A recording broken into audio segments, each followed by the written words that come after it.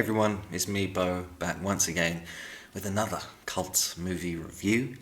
In this video, I'm going to be taking a look at the 1984 crime thriller Fear City. So Fear City was directed by the great Abel Ferrara. This would have been Abel's third feature film following his previous work, The Driller Killer and Miss 45.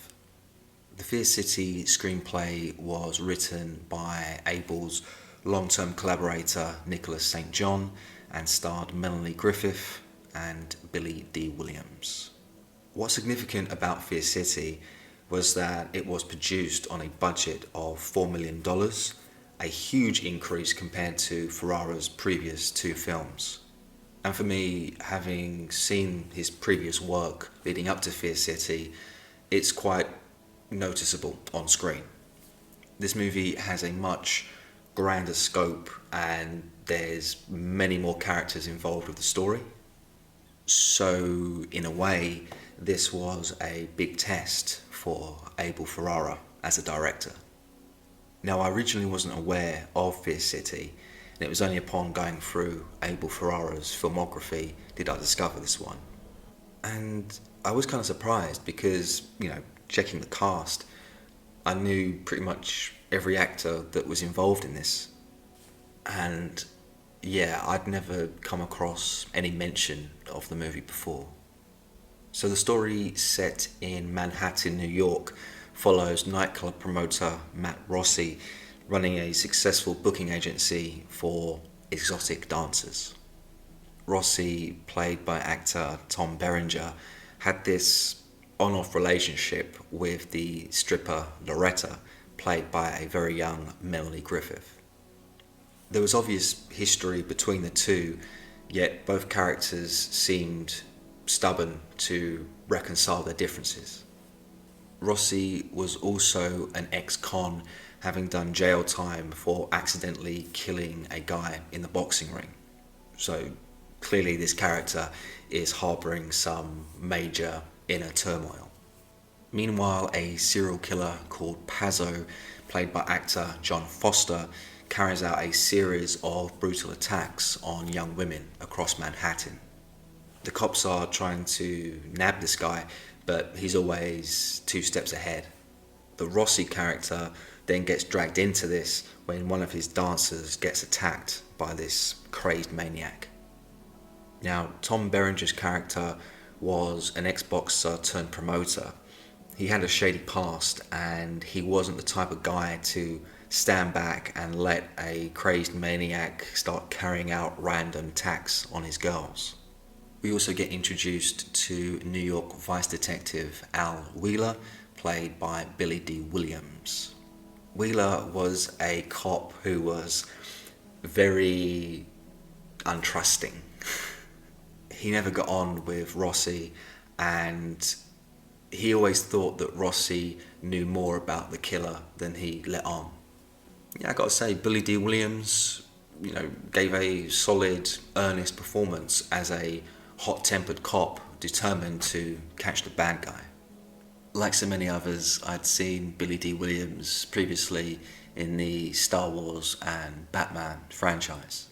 But this was the first time that I had seen Williams showcase a mean streak in one of his on-screen portrayals.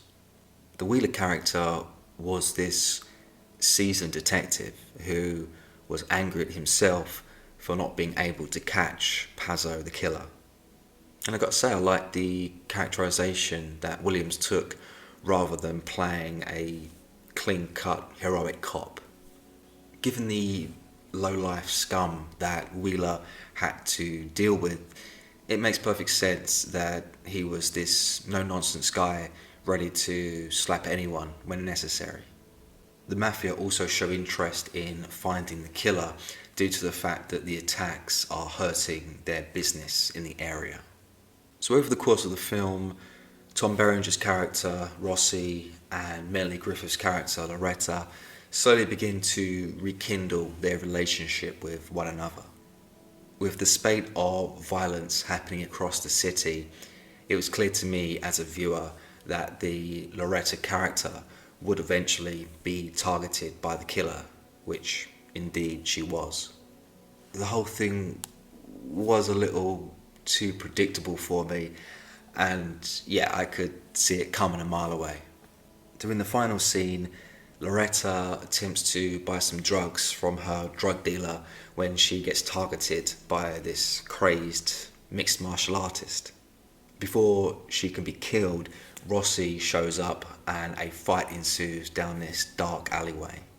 Both guys show off their fighting skills before Rossi eventually gets the upper hand and beats Pazzo to death. Wheeler and the cops then show up to the scene and discover the killer's dead body laying on the ground. While somewhat realistic, the fight itself, for me, dragged on. It felt a little too long.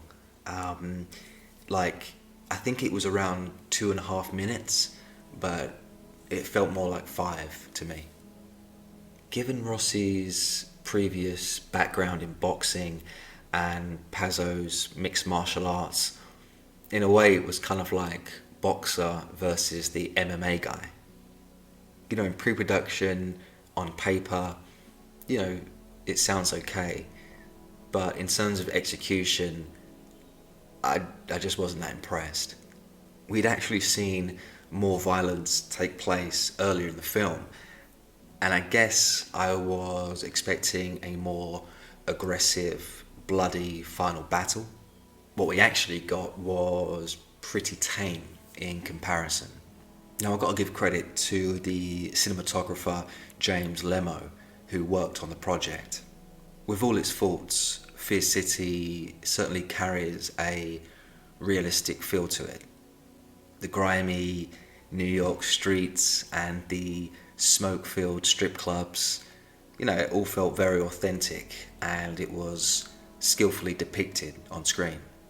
Lemo, who had previously worked with Abel Ferrara on Miss 45, his debut feature film, perfectly captured the seedy New York nightlife.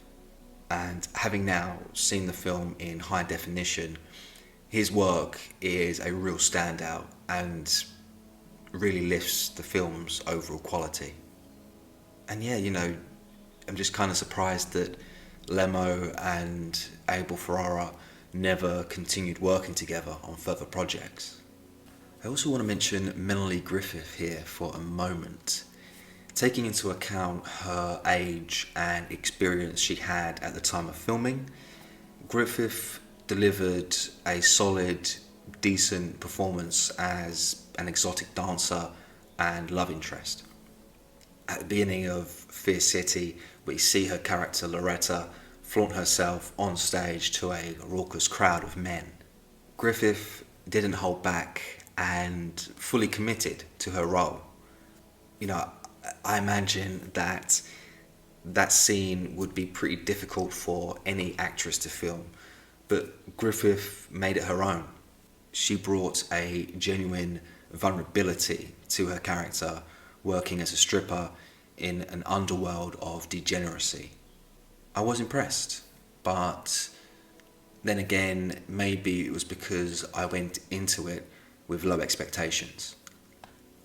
Yeah, I personally never rated Melanie Griffith highly as an actress. She did a decent job when I watched her in an episode of Miami Vice, but yeah, I've never really been a fan. But with Fear City, it's like the filmmakers played to her strengths. Yes, the actress was limited in her acting abilities, but visually, Griffith was perfect for the role. The film highlighted Griffith's attributes and hid her limitations. And when it comes to Abel Ferrara's work, I've always thought that he was brilliant at casting the right actors for the right roles. And Melanie Griffith as Loretta in this movie, Fear City, was another great example of this. And so, dislikes for Fear City 1984. My main gripe would have to be the Matt Rossi boxing flashbacks that we saw throughout the film. We see Rossi in the ring boxing the opponent he would later end up killing. Now listen, I like character development, and I did appreciate the film giving us this character's backstory. I just personally didn't like the execution of it all. There's other things I could criticise, but the flashbacks to me just stuck out like a sore thumb. Yeah, the flashbacks kind of seemed like your typical standard daytime TV soap opera material. From a visual standpoint, they almost looked like they were cut scenes from another film. Now, look, there's nothing wrong with the flashbacks themselves, but for me, it just didn't flow very well with the rest of the film. And ultimately, it wasn't really needed anyway. There were other ways to introduce Rossi's traumatic background without having to use these dated tropes like flashbacks. I just didn't like it. But, it made me think, was this a studio decision to, add the flashbacks to help pad out the film? I don't know for sure. But what I do know is that the studio were heavily involved in editing out the violence, so I wouldn't be surprised. Another dislike for me would be the generic, typical crime drama formula that the film followed. It didn't really bring anything new to the table, even for 1984 standards. Yeah, it felt very formulaic, and when I think back to Abel Ferrara's work, his movies kept you on the edge of your seat. This feature film, Abel's third, unfortunately does lack the intensity and drive his other work has. As I mentioned, there are some cliche and predictable moments littered throughout the film, which, did bore me at times. Fear City has a poorly constructed plot, and for me, it just felt like a good quality TV movie rather than a theatrical movie release. My final dislike for Fear City would be the killer, Pazzo, played by John Foster. So the killer has some mixed martial arts background, and that can be interesting, but it just came off more cringy than deadly. Once again, I can appreciate the uniqueness of having a trained mixed martial artist going around New York City cutting up strippers. I just wasn't blown away with the delivery. And also, where was this guy's backstory? We got zero character progression, which ultimately you have to ask, why do we care? We needed to know what this guy's motivations were. Where did he learn these skills? Why is he going around assaulting women? And to top it off, the actual look of Pazzo, the killer, was done pretty poorly. From a visual standpoint, Pazzo never looked like a legitimate threat. And maybe that was the intention, to have a guy who could easily blend in with the crowd. But John Foster, the actor, just looked too clean-cut and fresh-faced to, portray this maniac killer. And so ratings for Fear City 1984. I'm going to be rating this movie a solid 5 out of 10. It's not a bad movie by any stretch of the imagination, but it's not compelling enough for me to go back and rewatch anytime soon. If you're someone watching this who's never seen Fear City, I'd still recommend it, and it's worth checking out. Just be prepared that it's not all that riveting. Abel Ferrara delivers a bleak, neo-noir thriller showing New York at its most raw and grittiest. The night scenes alone, which make up 75% of the film, perfectly convey the sleazy underbelly of New York society at that time. For Abel Ferrara fans like myself, this is a must-watch, but it's not a strong entry in his filmography. And so that's all from me today, guys. I hope you've enjoyed the video. I will be back very soon with more cult movie reviews. If you haven't already, please do subscribe, as I'm trying to grow the channel, so it means a great deal. And yeah, I'll see you all very soon. Take care, guys. Bye-bye.